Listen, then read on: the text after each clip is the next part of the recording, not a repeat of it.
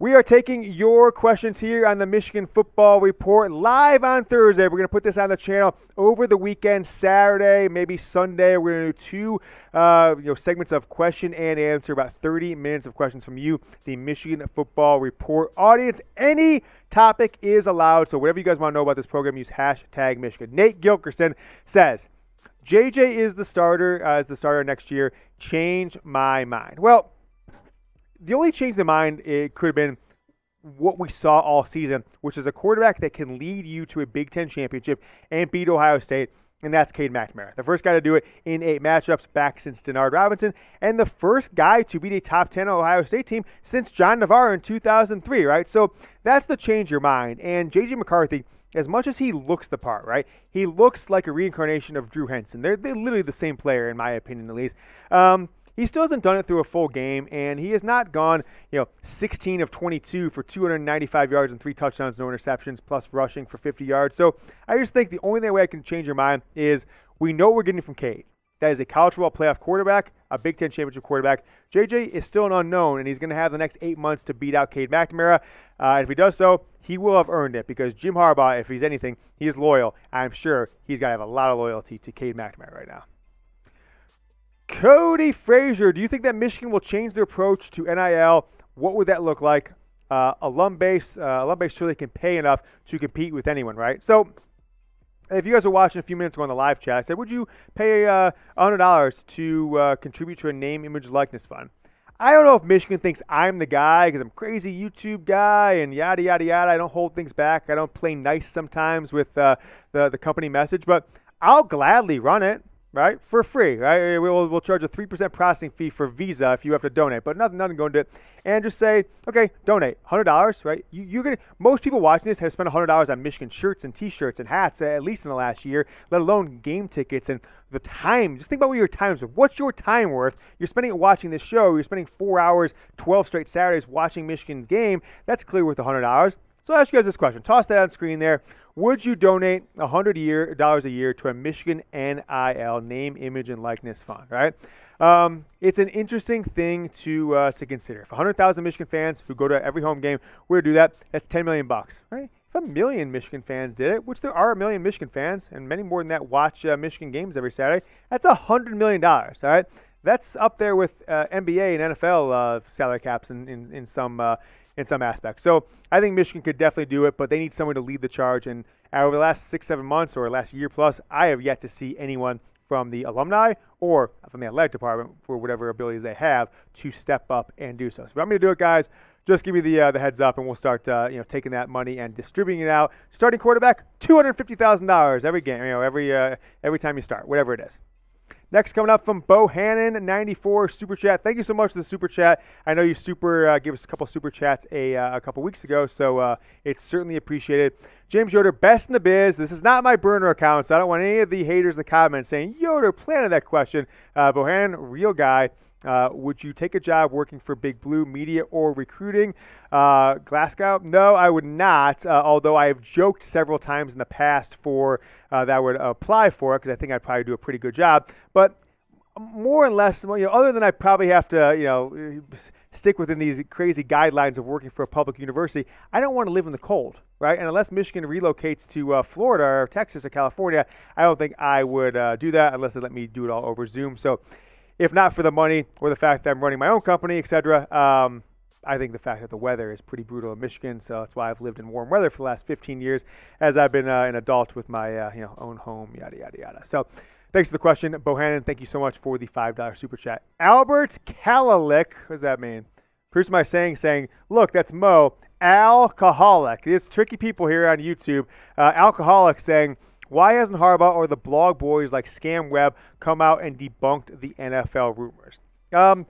This is the best question we've had on the show in a while, because it's what I feel is the really interesting thing, the tricky thing about this situation. It's why I can no longer say no chance to these NFL rumors for Harbaugh. I don't think Jim Harbaugh is looking to go to the NFL. Seriously. Certainly he's going to listen because of the circumstance. He's hot right now, right? He's accomplished some goals, Big Ten, Ohio State, CFP made it. And the two of maybe just a couple jobs he'd be interested in, the Bears, the Raiders, right? Maybe the other potential jobs he might be interested in. I think the Miami Dolphins because of the Stephen Ross factor, if that ever came open, and maybe the Chargers or Rams because of L.A. He spent a lot of time in California, et cetera, et cetera. He's not going to go back to San Francisco, I don't believe. And they're not debunking it because my belief right now is that Jim Harbaugh wants the upper hand. He wants to run this Michigan football program like he would if he was the general manager or the president of a team with full control of from front office down to the field as a coach and maybe GM. And that probably says, hey, there's been guys we wanted to get in as transfers that we couldn't get in because of academics. Michigan's too stringent on undergrad transfers. And, hey, name, image, and likeness, our guys are going to have to go through 2 weeks of paperwork and questionnaires and asking questions and putting up documents just to do a $500 social media tweet for some random company. That's unacceptable because other schools are doing $50,000 deals with the snap of a finger. So I think Jim Harbaugh is using this as a leverage play. If he doesn't get the leverage, folks, maybe you just say, hey, you know what? I've done all I can. I've taken a program that was down in the dumps with Brady Hoke. I've returned them to Big Ten champions. I have fulfilled what you guys asked me to do. Now I'm going to head back to try and win a Super Bowl. Speaking of trying to win, you can try and win this weekend on NFL games on College Football National Championship Monday night, Alabama, Georgia. Crazy enough, Georgia is favored by 3 points after getting kind of blown out by Alabama just about a month ago. Use our sportsbook partner, BetUS, chatsports.com/GoBlue. The promo code is GoBlue, no spaces, very simple, GOBLUE. You get a 125% deposit bonus. You put in $100, you get an extra $125. Put in $200, put in $300. You put in $500, folks, you have an extra $625 sitting there in bonus cash to bet. Allows you to put some money on games. And if you lose, hey, you haven't gone through your whole bankroll or anything like that. Use BetUS, our sportsbook partner, the sportsbook I put all my bets on, chatsports.com/GoBlue. Eastside Zach with a $5 super chat. Longtime watcher, always tweeting our stuff out. Really appreciate you, Zach. Did you hit the portal for some interior defensive line after losing Chris Hinton? Yes. It is a position of grave need going into next year. Chris Hinton was not expected to go pro. I told you yesterday, if you guys watched yesterday's show, we went through that announcement. I'd reach out to some people. He's getting a 7th round or an undrafted grade right now, and maybe that'll change if people look at more film, but there is nobody out there in the NFL draft community that thought Chris Hinton was going to head out and go pro, leaving 2 years of eligibility on the table with Michigan, and leaving after his 3rd year, and really only starting, 19 games in a Michigan uniform and never really standing out in any of them. So expect Michigan to explore as much as they can. Right now, kind of handcuffed. They've got to go really aggressively after grad transfer guys who have graduated from the college and have the grades as undergrads to get in Michigan because the undergrad transfer rules and requirements are just a little tough right now. So I don't have any names for you yet, unfortunately, Zach, but as soon as we do, we'll have that on our next show. Derek Adams. By the way, everyone keep using hashtag Michigan or Super Chat. Super Chat as small as $1, $5, $10, whatever you guys want. If you want to Super Chat 20, 30, 50 and want me to do some crazy things like chug a beer or beer bucket, you name the trick. I am just like a monkey with what are those called? Symbols, right? I am just doing whatever you guys tell me to do. With Nua out, who replaces him and how does that affect recruiting? Do the guys who came in under him stay? This is a really good point. Shaun Nua was very instrumental in landing quite a few recruits from the West Coast, quite a few defensive line recruits in this class. Now, Derek Moore, top 100 guy out of Baltimore who just won the Under Armour All-American MVP this past weekend.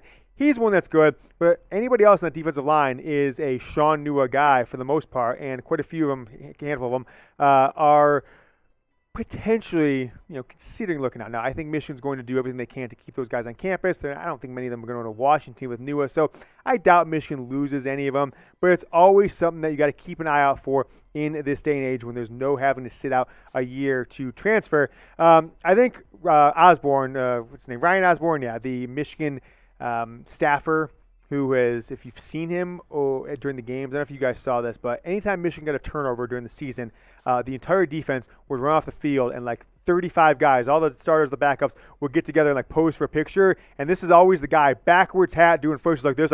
He's a real chubby guy, he's a big man, but he's the one who it sounds like will have the leg up on the job. But Michigan is going to at least explore the candidates out there if they don't find the guy outside the program that has the experience. Osborne, a younger guy, will maybe get his first full-time coaching job for a big-time program like Michigan. Big Blueski says, Yoder, how many beers would you drink if Harbaugh left for the NFL? Woo! It's a good point, a good one. How many guys, I asked you guys here in the live chat on Thursday, how many beers would I drink, should I drink, let's just say over like a 15 or 20-minute show, if Jim Harbaugh, these would be sorrow beers, right? Because I was critical of Harbaugh last year, but I want Harbaugh to stay now, right? He is, I think we bullied him into being a better coach, and there's no joke about that. Beat Ohio State again, that probably work. I probably have to do like 10 beers in 30 minutes. Would that be a good number? Is that too many? Okay, there you go. So production team saying, James, we got to maybe switch it up to hard liquor, maybe like 6 shots of Patron in 30 minutes or something like that. That's probably what we have to do live on the show. That's not sour. What's a sour liquor? What's a sour liquor? What do you guys think? I don't know.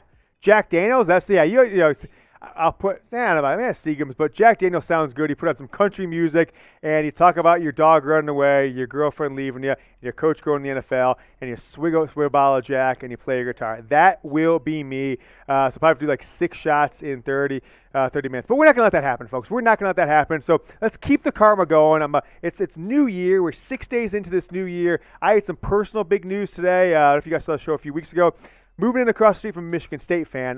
Bought a house today, finally closed on it this afternoon. And guy next door, directly across the street, right, has in Dallas, Texas. What are the odds? What are the odds of that? Michigan State, 2 logos with his 9117 in big green on the curb. I'm like, we're going to find the guy, because my guy, we bought our house from, he has a Texas Tech one, the same thing. I didn't even notice that till today. I'm going to go, I'm going to get him, I'm going to say, hey, paint this one Michigan. I also own the house over here. This is my house too. I'm going to paint over that guy's Michigan one. But type go blue. Let's keep the karma going. I'm not seeing enough go blues. I think you guys have. I think they've lost me. Not enough go blues. Kevin said go. Or Ken says go blue, but not enough go blues here. So maybe people don't want Jim Harbaugh to stay. So let's take another question from Matt Carrier. Which incoming freshman is going to have to be the biggest impact? I think now it actually might be Derek Moore.